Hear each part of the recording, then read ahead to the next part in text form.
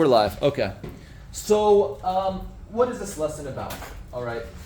This lesson actually comes after transformations because the very first definition we're going to talk about is congruent figures. We're going to define congruent figures using a type of transformation. Let's see if somebody can guess that type of transformation. Okay.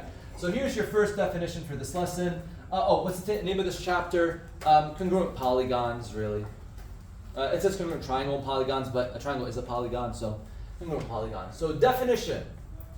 Okay, so this should stand out to you. Definition. Okay. Can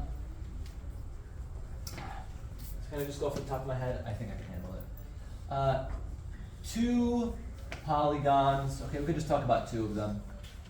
I don't need you to spit this back to me verbatim, but you'll understand the concept in a second. Are congruent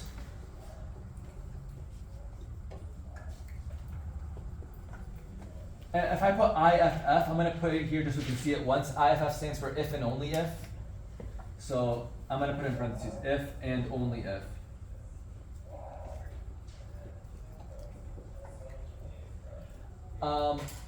One can be mapped onto the other via means by which, or through the path of a series of, and this is where I want you to fill it in. It's a type of transformation. Yes. No, actually specifically not dilations. Oh, reflection. Sorry. Yeah. Reflection. No, well that's now we're in the right category, but there's a more generic term, Madison. That is another term in the right category, just not the generic term, Alex. Translations. That is another term in the right category, Declan. Rigid transformations. Rigid transformations. Rigid, thank you. Rigid, let's hope I spelled that right. Rigid transformations, which are, as some students mentioned, translations, rotations, reflections. Those are all rigid. Maintain size and shape. Transformations. Let's double check the textbook and see how verbatim I got that. I mean, I think it was pretty good, but. Well, this is the definition for congruent figures, right? Yeah, definition of, oh yes, I should have put the word that I'm defining, congruent. Two figures are congruent if and only if one can be obtained from the other by a sequence of rigid motions. I put via a series of. Sequence of rigid transformation means the same thing. Okay. So the definition of congruent. Oh, the definition of congruent. Yeah, or congruent well, yeah. I'm defining congruent using congruent polygons, but yeah, that's how I define it. What's the definition of congruent figures? That's fine. Pretty much this, yeah. Congruent figures, definition of congruent figures. But also, two lines can be congruent, and a line isn't necessarily, well, it's a figure, but not really a polygon. So, yeah, I guess it's the same. Okay, so let's take a look at some congruent polygons, okay?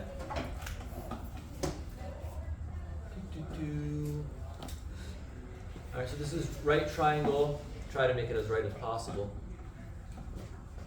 A, B, C. Okay, now I'm not going to put, for my other figure, I'm going to draw another triangle. It will be congruent, but I'm not going to put A prime, B prime, C prime, because then it's almost like the same figure that's just been transformed. I'm going to put another figure, two different figures that will be congruent to each other. So let's put this here.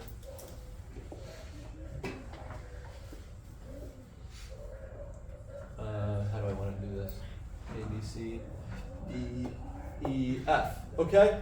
So now you have two triangles that look approximately congruent. Can you guys humor me and just say they're approximately congruent? Approximately congruent? Approximately congruent? They're approximately congruent. Okay. Now let's think about that definition for a second. Two polygons are congruent if and only if one can be mapped onto the other using rigid transformations. Is there any rigid transformation that will bring one figure onto the other? Yeah. So what do you think? You can move it up and then flip it. Yeah, you can move it up and then flip it over itself. Mm-hmm. Yeah. Is there anything else I can do? You have to. You can rotate it over the y-axis. 270. Reflect it over the x-axis. Yeah, and we don't even have to say x-axis here, but just reflect it over some line here. Yeah. Just and then- reflect it. And then move it up.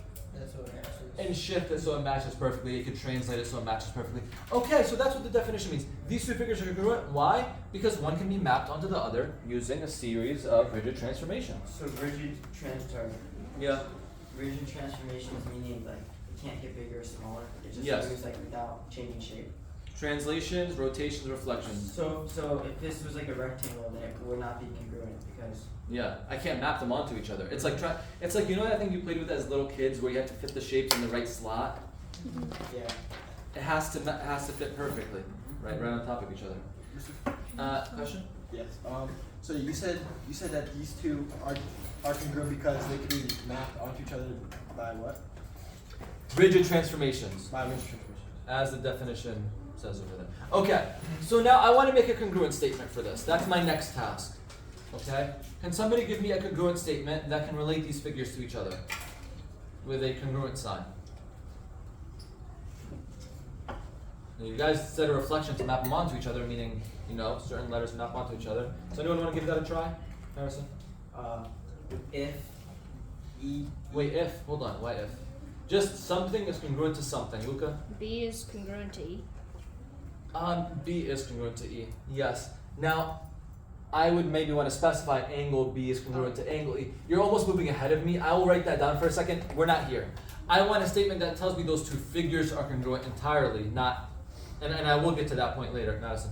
Triangle ABC is congruent to triangle EDF. Triangle ABC is congruent to triangle D. What'd you say? I said EDF, but EDF, not EDF. No. So that's you didn't know this, but now I'm going to tell you something new. The order of the letters matters. So that corresponding angles and sides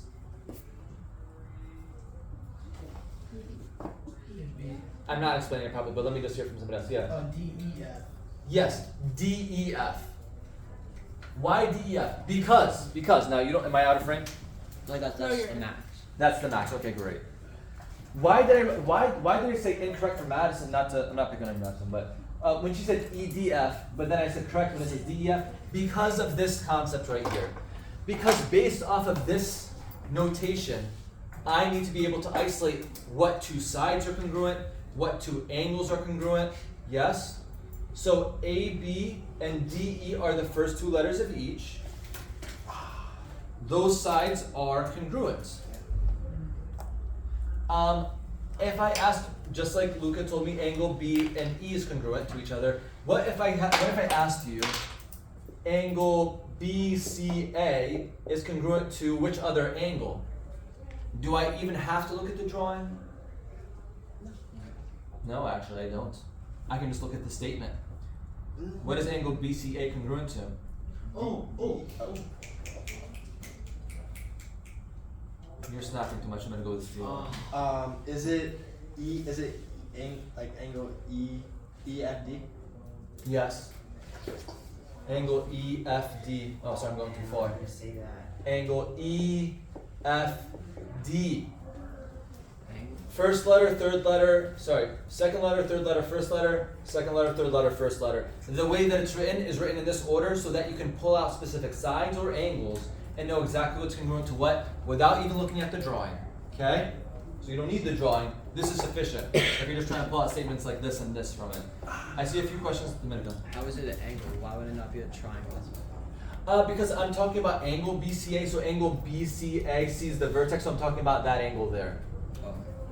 Angle EFD is EFD, F is the vertex of the angle, so I'm talking about that angle there. So I can use a 3-letter naming system for angles or a single letter. Let's not forget the notation from chapter 1. 3-letter naming for angles, single letter naming for angles. What if I said side CA is congruent to what other side? Jake?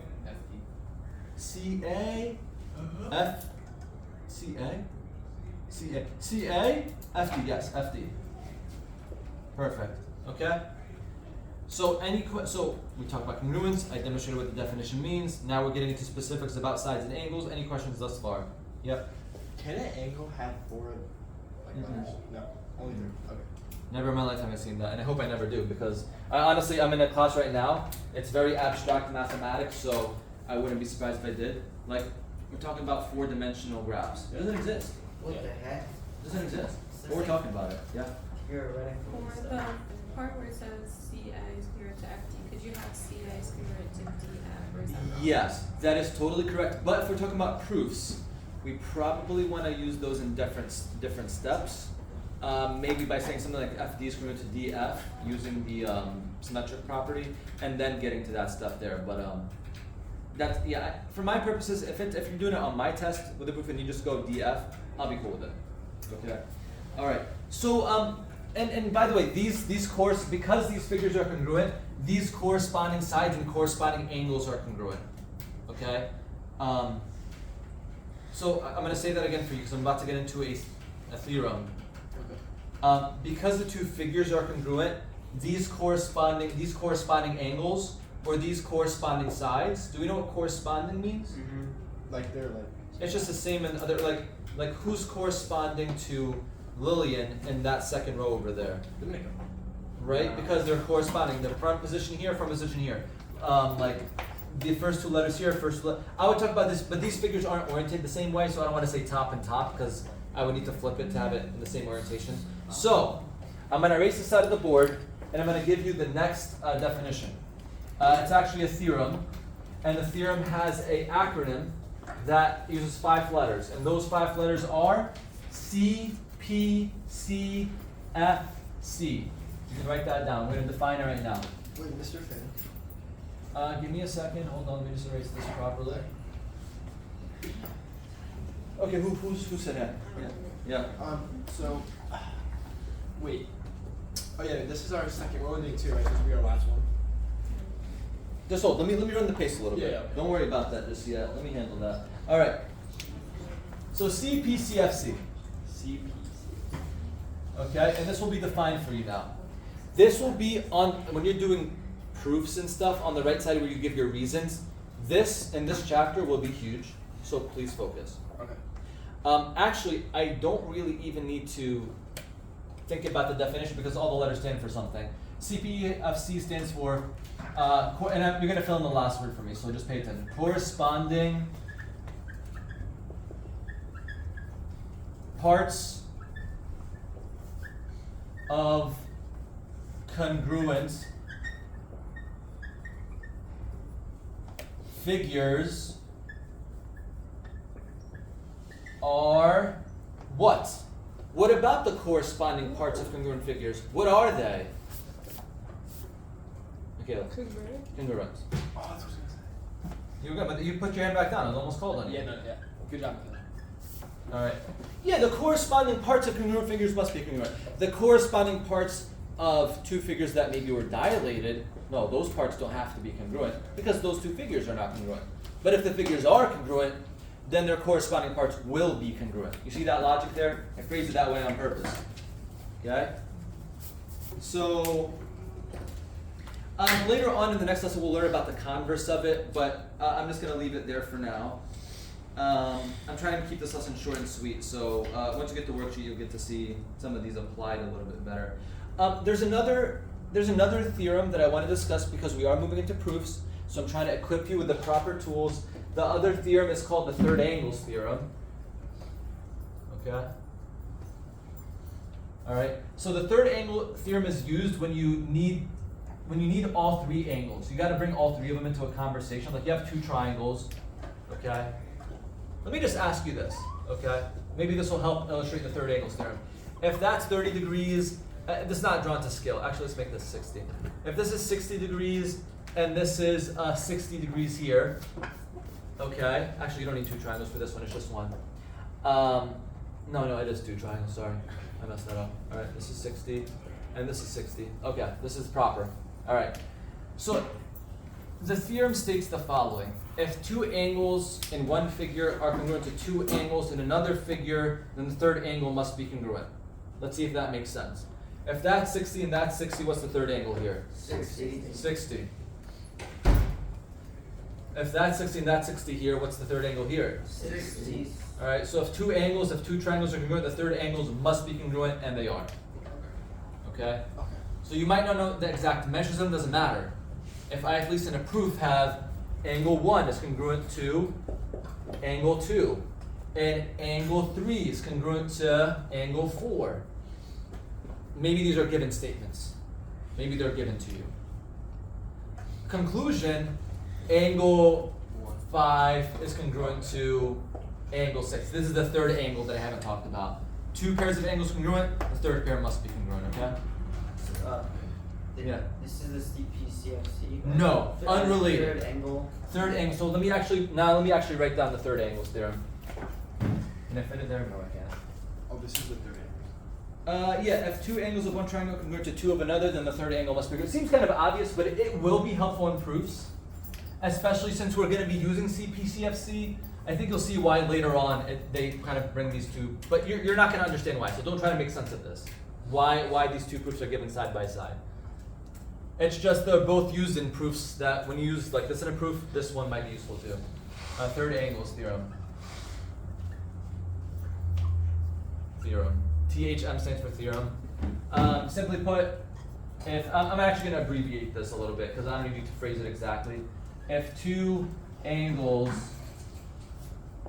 and 2 triangles are congruent, that's my congruent symbol. The third angles,